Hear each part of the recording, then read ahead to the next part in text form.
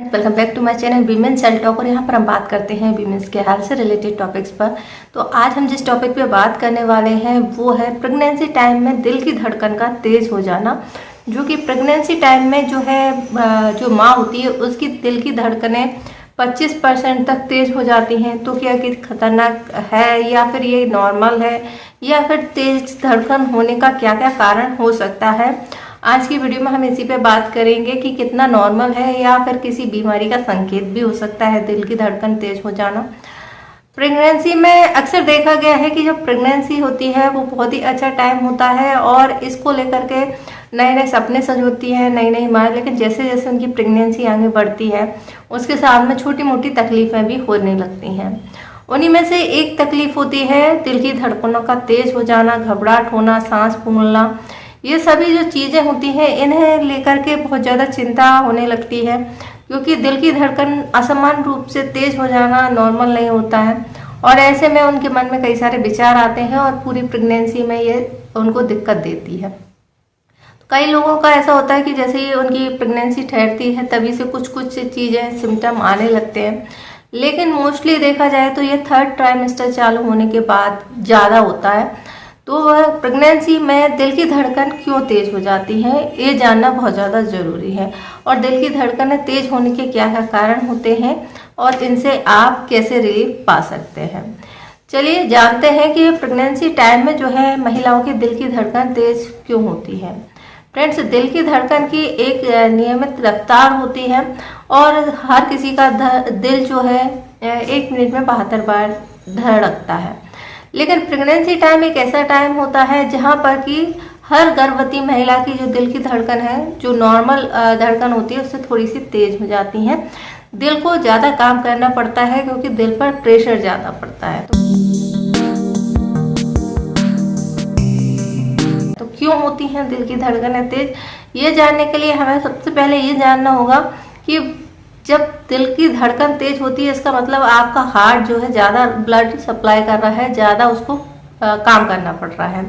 इसका कारण ये होता है कि जब आप गर्भवती होती हैं और आपका भ्रूण जो आपके गर्भ में पल रहा होता है उस तक पर्याप्त मात्रा में ब्लड की सप्लाई करने के लिए दिल को ज़्यादा मेहनत करनी पड़ती है, क्योंकि आपके शरीर में भी ब्लड पंप होना है और जो बच्चा है, भ्रूण है, उसके भी शरीर में ब्लड सप्लाई होना जरूरी है, क्योंकि ब्लड से ही ऑक्सीजन की जो मात्रा है भ्रूण तक पहुंचती है। तो ये सबसे ज़्यादा इम्पोर्टेंट होता है। जब उसको डबल काम करना पड़ रहा है, डबल बॉडी के लिए करना पड़ रहा है, तो ज़्यादा उस आपके हार्ट पर प्रेशर पड़ता है, इसलिए इस सप्लाई को पूरा करने के लिए वो जल्दी जल्दी काम करता है। इसीलिए जो दिल की धड़कन है वो तेज हो जाती है। इसके अलावा हमारा जो गर्भाशय है उसका आकार बढ़ जाता है और इसी कारण से दिल को ज़्यादा मेहनत करनी पड़ती है, ज़्यादा ब्लड सप्लाई करनी पड़ती है।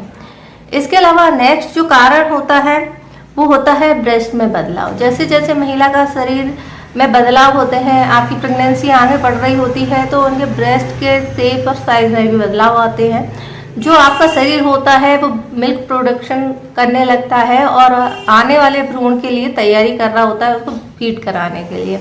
इसलिए इनमें जो सेल्स होते हैं उनमें भी ब्लड का सर्कुलेशन ज़्यादा होता है और इसी कारण से हार्ट बीट तेज हो सकती है। लाइफ स्टाइल है उसके कारण से भी हार्ट बीट जो है तेज हो सकती है। जैसे लोग ज़्यादा धूम्रपान, शराब, सिगरेट या फिर ज़्यादा कैलोरीज लेते हैं और इन लोगों की दिल की धड़कन जो है तेज होती है। इसका कारण ये होता है क्योंकि इसकी वजह से हमारे शरीर में बैड कोलेस्ट्रॉल बढ़ जाता है, जिससे ब्लड सप्लाई होने में दिक्कत आने लगती है और हार्ट को ज़्यादा पंप करना पड़ता है। तो ये तो कुछ रीज़न है। अगर हम बात करें कि नॉर्मली कितना होता है हार्ट रेट प्रेगनेंसी टाइम में और ये कितने % तक बढ़ सकता है, तो अगर हम प्रेगनेंसी की बात करें तो 10 से 20% तक ये बढ़ सकता है। नॉर्मली अगर इसकी हार्ट रेट की बात करें तो ये 60 से 80 BPM होता है, जो कि बढ़ करके 100 या 110 तक जा सकता है। अब यहाँ पर कई लोग हार्ट रेट को जेंडर डिफाइन करने के लिए भी देखते हैं। तो हार्ट रेट का बढ़ने का और भी बहुत सारे रीजन हो सकते हैं, ये कोई पर्टिकुलर जेंडर को आइडेंटिफाई नहीं करता है। ये एक नॉर्मल प्रोसेस है जो कि प्रेगनेंसी टाइम में चलती है। अब अगर हम इसके सिम्टम्स की बात करें तो प्रेगनेंसी टाइम में अगर आपकी हार्ट रेट बढ़ जाती है, हार्ट बीट बढ़ती है, तो इससे आपको क्या क्या सिम्टम आते हैं या क्या क्या दिक्कतें होने लगती हैं।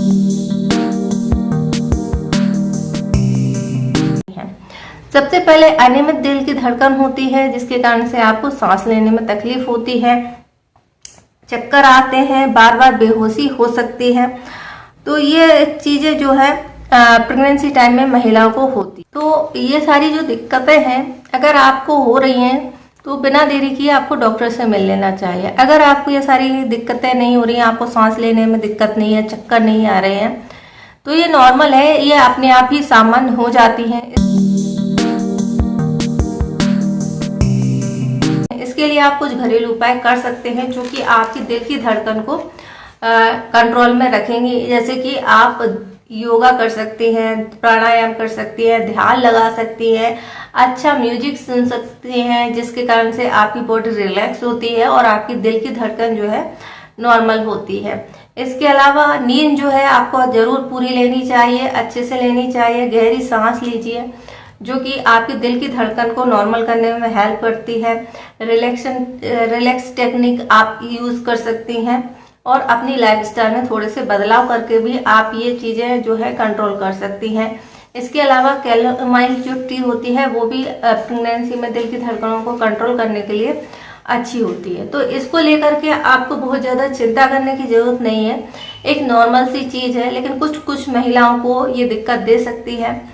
जैसे कि अगर आपको चक्कर आने लगे, सांस फूलने लगे या सांस लेने में दिक्कत होने लगे, तो आपको बिना देरी किए डॉक्टर से मिलना चाहिए, क्योंकि ये ट्रैकिकार्डिया नहीं है। जो प्रेगनेंसी में सिम्टम होते हैं उसे हम ट्रैकिकार्डिया कहते हैं।